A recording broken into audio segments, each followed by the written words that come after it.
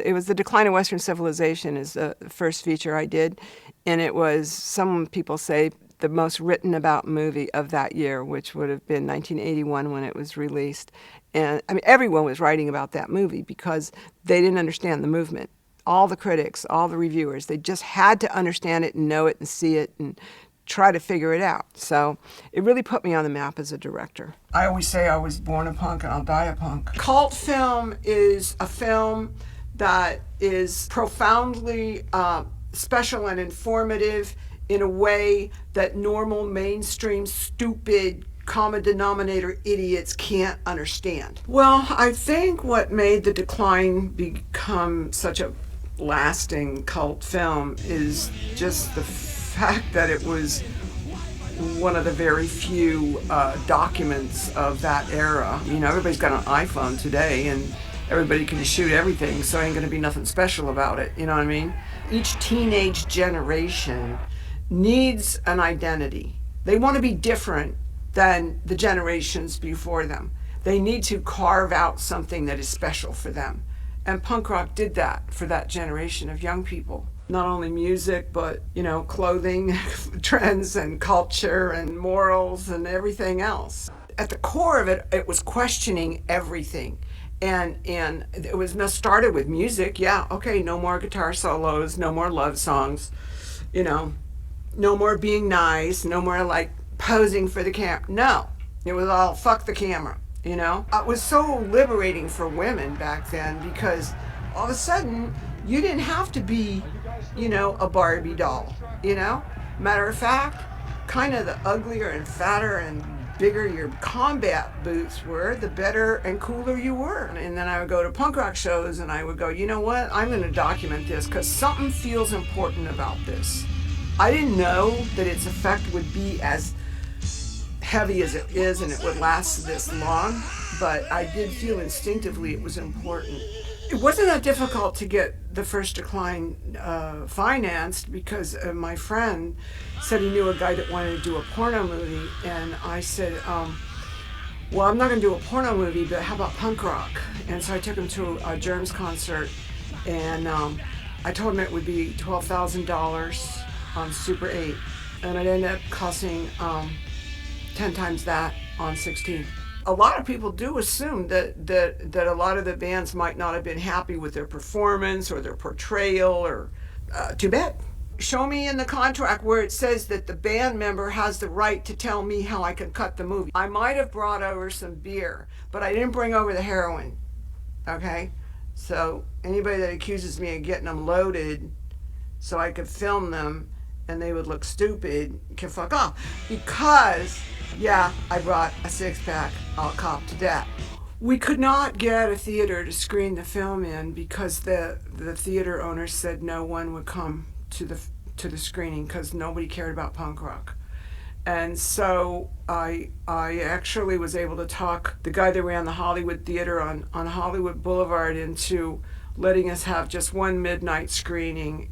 Yeah, it was a 1,200-seat theater and 3,000 people showed up, and honestly, it was almost 300 motorcycle cops had been sent out, and Chief Daryl Gates wrote us a letter and said, don't show this movie in Los Angeles again. Even Dave Grohl said he was like handed the first Decline, like contraband by his cousin. It was like, don't tell our parents, but here, look at this.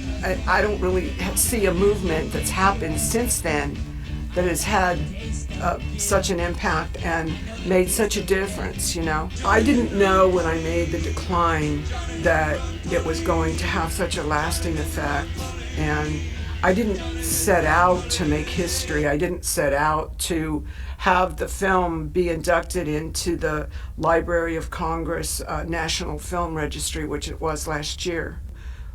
These kids identified with it, so and it made them who they were, and for that they were grateful. And for that I'm grateful, you know, that I could help.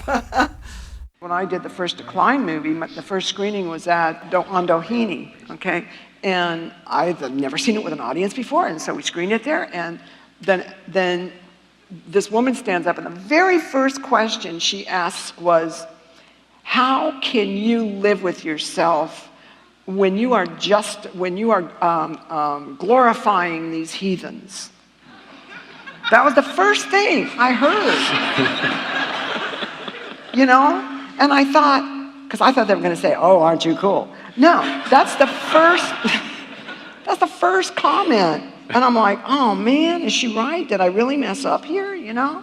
But here we are, ever how many years later, I can't count anymore.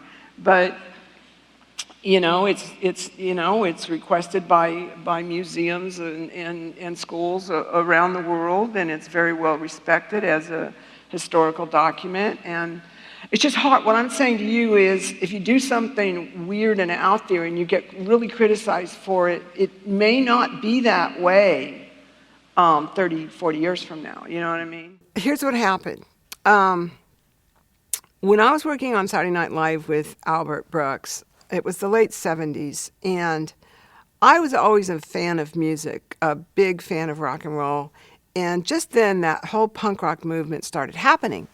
And I started going out and seeing all the bands and going to the clubs and trying to understand this movement, which to me was a very, very radical music movement, but also radical social movement. And I really think about myself, I didn't really consciously say it back then, but today I think about myself as kind of a rock and roll anthropologist. And I wanted to learn more about the punk rock scene. And all the guys I was working with when I was hanging out with Albert, like Rob Reiner and James Brooks and, a lot of really high profile comedians, they said Penelope, go on an interview. Maybe you could produce this movie, Private Benjamin, that Goldie Hawn is doing. And I said, no, I think I'm not even going to go on that interview, because I had just produced Real Life, Albert Brooks' first feature. I said, no, I'm not even going to go on that interview because I want to make a documentary on punk rock music. And they all thought I was crazy. And matter of fact, they harassed me a lot about it. But I went and did it anyway. The thing about doing The Decline of Western Civilization, which to me, that was the point in my career when I decided I'm not going to be a producer, I'm going to be a director. I, to this day, am so thankful that I made that decision, because making movies is all about changing people's lives. And so many people over the years have come to me and said, thank you for making the Decline of Western Civilization series. There's 3 films now, because it changed my life. It made me think differently about the world. It made me move out here from, Hoboken, or, it made a big difference in a lot of people's lives. And if there's any real one reason for making a movie, it's if you can change people's lives.